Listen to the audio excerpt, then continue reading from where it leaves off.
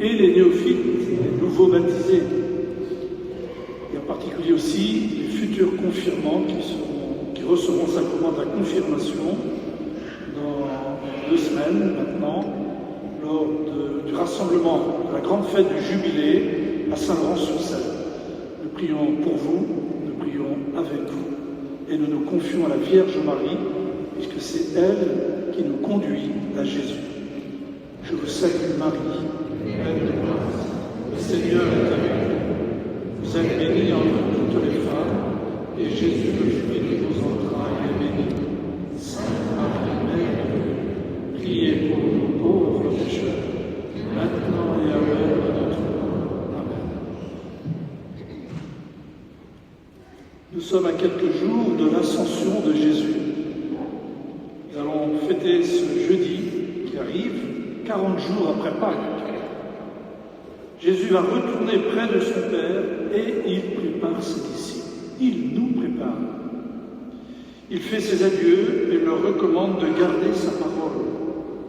Puis, il leur donne sa paix et annonce la venue du défenseur, c'est-à-dire le Saint-Esprit, qu'ils recevront par la Pentecôte 10 jours après son départ, 50 jours donc après Pâques. Et il promet l'Esprit Saint que le Père enverra en mon nom, lui vous enseignera tout et vous fera souvenir de tout ce que je vous ai dit. Bien sûr, ces paroles s'adressent à nous ce matin puisque nous venons de les entendre, comme chaque dimanche. Nous avons besoin de l'Esprit Saint. Jésus nous enseigne afin de nous faire rentrer dans la communion de vie et d'amour qui l'unit à son Père. Et c'est l'œuvre du Saint-Esprit que de nous faire entrer dans cette communion. L'œuvre du Saint-Esprit reçue à notre baptême et surtout à notre confirmation. Il vit en nous, il nous aime et veut nous libérer de nos peurs et de tout ce qui nous paralyse. Et les disciples en ressortiront libérés eux-mêmes le dimanche de la Pentecôte, remplis de joie et de paix, et devenus des missionnaires de la bonne nouvelle, missionnaires de l'Évangile. Ils n'auront plus peur de rien. Devenus disciples missionnaires, les apôtres seront envoyés porter la joie de l'Évangile aux 4 coins du monde. Mais Jésus perçoit leur désarroi au moment de son départ. Et il les réconforte avec ces paroles que nous entendrons juste avant le Notre Père. Je vous laisse la paix, je vous donne ma paix. Et après les avoir encouragés, que vos cœurs ne soient pas bouleversés ni effrayés, Jésus leur donne sa paix en leur recommandant de ne pas avoir peur. Cette peur qui paralyse et qui enferme, aujourd'hui comme autrefois. Alors frères et sœurs, rappelez-vous ce matin, rappelons-nous ensemble ce que furent les premiers mots du pape Léon XIV lors de sa première bénédiction Urbi et Orbi au balcon de Saint-Pierre, de la basilique Saint-Pierre. Je le cite, « La paix soit avec vous tous ». Chers frères et sœurs, c'est la première salutation du Christ ressuscité, le bon pasteur qui a donné sa vie pour le troupeau de Dieu. Je voudrais, dit le pape, je voudrais moi aussi que ce salut de paix entre dans vos cœurs, qu'il parvienne à vos familles, à tous les hommes, où qu'ils soient, à tous les peuples, à toute la terre, que la paix soit avec vous. C'est la paix du Christ ressuscité, une paix désarmée et désarmante, humble et persévérante. Elle vient de Dieu, Dieu qui nous aime tous inconditionnellement. Je pense que cette première bénédiction, ces paroles du pape que je viens de vous rappeler, ont vraiment touché le cœur, j'allais dire de tout le monde, comme je ne connais pas tout le monde, mais de la foule qui était sur la place Saint-Pierre, de tous ceux qui étaient derrière leur écran de télévision, et qui aujourd'hui, certains me disent, j'ai pleuré en entendant ces paroles, des paroles qui ont vraiment touché le cœur.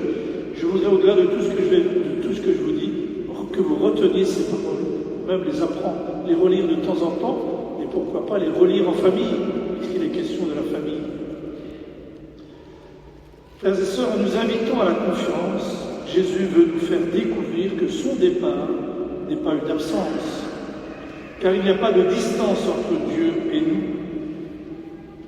Il y a parfois la distance entre nous et Dieu, pas entre Dieu et nous. Il annonce en effet une autre présence, celle du Saint-Esprit. Et ce matin, Jésus veut nous faire entrer dans son intimité avec le Père et l'Esprit Saint. Je le cite. Si quelqu'un m'aime, il gardera ma parole. Mon Père l'aimera, nous viendrons chez lui, nous viendrons vers lui, chez lui nous ferons notre demeure. Et c'est ce qui se passe chaque fois que nous venons communier. Dieu se donne pour venir habiter en nous. Ce n'est pas seulement Jésus, mais le Père et l'Esprit Saint qui viennent demeurer en nous pour que nous puissions demeurer avec le Seigneur. Dieu vient en nous au nom de l'amour qu'il nous porte à tous et à chacun inconditionnellement. Cet amour dépasse tout ce que nous pouvons imaginer. Cet amour dépasse tout ce que nous pouvons imaginer. Vous l'avez compris, l'amour est vraiment la clé de notre vie de baptisé. Notre amour est une réponse à celui qui ne cesse de faire le premier pas vers nous. Le seul désir du Christ, c'est d'aimer chacun de nous, d'un amour qui nous transforme. Et il compte sur nous pour que nous en soyons les témoins vivants par nos paroles et par notre vie, par notre manière de vivre, par notre manière d'être avec les autres. Nous, chrétiens baptisés, confirmés, nous sommes envoyés dans ce monde pour transmettre ce feu d'amour qui peut changer les cœurs et apaiser les esprits. Dans notre monde, il y a beaucoup de choses merveilleuses, des gestes et des élans de générosité extraordinaires. Il y a aussi beaucoup de souffrances engendrées par l'individualisme, l'ignorance religieuse, la confusion entre le bien et le mal. Mais la paix est de plus en plus menacée. De nombreux chrétiens sont persécutés à cause de leur foi en Jésus-Christ. La perte du sens de Dieu conduit à la perte du sens de l'homme. La perte du sens de Dieu conduit à la perte du sens de l'homme et de la vie.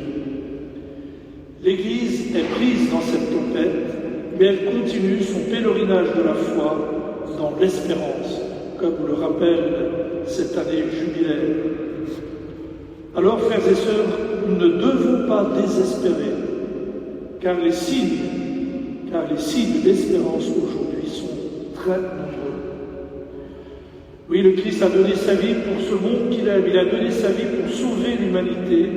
Et la première mission de l'Église, c'est de donner Dieu au monde. C'est de redonner au monde et à notre société l'espérance. Et ce qui fonde notre espérance, c'est la foi en la résurrection et en la victoire finale de Christ. Mais nous avons besoin de l'Esprit Saint afin de devenir des apôtres missionnaires qui n'ont plus peur de rien, chacun dans notre vocation, car toutes les vocations sont nécessaires, vous le savez, pour que l'Église poursuive sa mission, pour que l'Église soit renouvelée dans sa mission. Jésus nous envoie pour y être des signes vivants de son amour par nos paroles, nos actes et notre vie. N'oublions jamais cette perspective universelle et pensons aux nombreux baptisés de cette année, néophytes. Les chiffres, je ne vous les rappelle pas, je vous les ai déjà donnés, mais ils sont quand même impressionnants. Ceux qui demandent ou qui attendent ou qui demandent aujourd'hui encore, et soyons attentifs autour de nous, ceux qui désirent le baptême. J'ai eu la joie cette semaine de baptiser un néophyte désormais, catéchumène devenu néophyte, de 88 ans. Il n'y a pas d'âge. Il n'y a pas d'âge. dès la naissance jusqu'à la fin de la vie même. Au mois de décembre, vous le savez, j'ai eu la joie de baptiser quelqu'un de ma commune qui demandait à être baptisé en urgence. Il s'était déjà préparé, il voulait être baptisé avant de mourir, il est mort le lendemain matin. Je l'ai baptisé la veille, confirmation, communion et sacrement, dernier sacrement. Voilà des beaux signes d'espérance qui doivent nous animer en profondeur. Le Christ a livré son corps et versé son sang précisément pour nous et pour le monde entier. L'Évangile nous rappelle que le plus important, c'est de nous attacher au Christ qui a les paroles, comme dit l'apôtre Pierre, de la vie éternelle. En ce mois de mai, prions la Vierge Marie, notre maman du ciel. Comme aux noces de Cana, elle continue de nous dire à tous et à chacun, faites tout ce qu'il vous dira. Elle était avec les apôtres qui se préparaient à recevoir le Saint-Esprit en vue de la mission. Elle est aussi avec nous et nous invite à accueillir le don de Dieu. Sa présence vient raviver notre foi et notre attachement au Christ qui nous envoie, pèlerins d'espérance, porter la joie de l'Évangile dans ce monde que Dieu aime et nous appelle à aimer.